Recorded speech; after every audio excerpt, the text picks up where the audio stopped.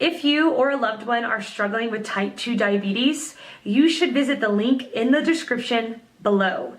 This clinically proven, drug-free program lowers blood sugar to a normal level and can completely reverse type 2 diabetes within just a few weeks. Here's today's video.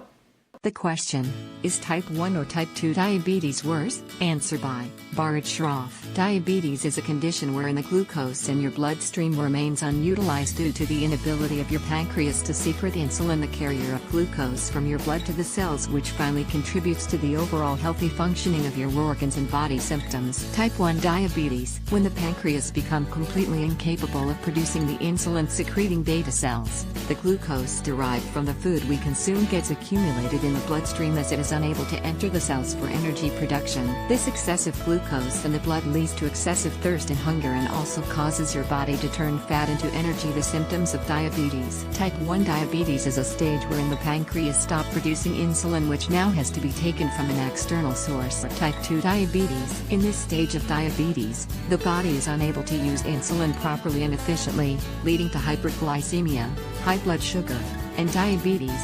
This results in insulin resistance, and due to steady decline in beta cells, elevated glucose levels get worse. Type 2 diabetes is known to involve excessive production of insulin, but due to lack of sensitivity to insulin, the body and cells are unable to utilize it. A major feature of type 2 diabetes is a lack of sensitivity to insulin by the cells of the body, particularly fat and muscle cells. Therefore, whether or not you are a diabetic patient, it is always recommended to keep your blood sugar levels in check to monitor your sugar levels and prevent from developing type 1 or type 2 diabetes. Answer by Rachel Adams. Type 1, without a doubt. Both are terrible, shitty conditions, but most people with T2 get to enjoy decades of normal life, whereas most people with T1 are diagnosed as children/teens. Some, including myself, can't remember much about my life before my diagnosis. T2 can often be controlled by a diet, exercise, and lifestyle changes. They can also use oral medications. Some, but nowhere near all, take insulin. T1 people have no choice but to take insulin. Our condition is also far more brittle as we make no insulin on our down. Not having the ability to inject insulin via pump/syringe/pen results in a painful and undignified death 100% of the time. Because people with T1 tend to be diagnosed far younger than those with T2, and because T1 is far more brutal, our life expectancy is around 20 years less than the average person.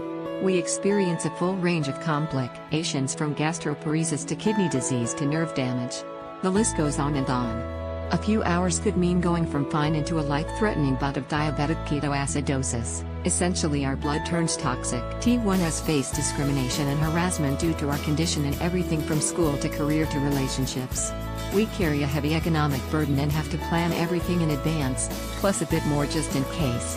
We have to always consider things most people, including many T2s, have never had to consider. I'm sure a few T2s will pop up arguing, so we'd like to ask them, if you had to choose to be either T1 or T2, what would be your choice? I can guarantee they'll pick T2 because they know T1 is immeasurably worse, even if they don't want to admit it out of self-pity. Answer by Ron Hunter. I would say type 2 is worse.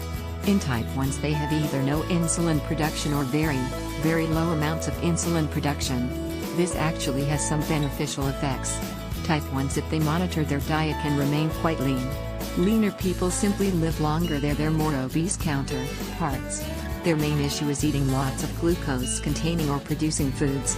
For instance, they have problems with sugars and high glycemic carbs. When they eat foods that quickly resolve into glucose, they must inject more insulin, which can eventually give them the problems of type 2s. In type 2s, the problem is too much insulin.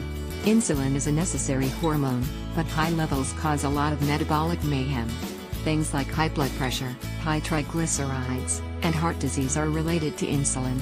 High blood sugars give the eye damage, nerve damage in their peripheral areas, damaged kidneys, and other metabolic problems.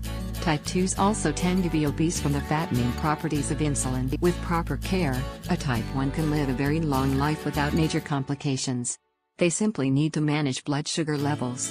Type 2s generally do not have the same fate. The damage caused by too much insulin and high blood sugar eventually take their toll, and they age faster and die younger. So, my vote goes to type 2 diabetes.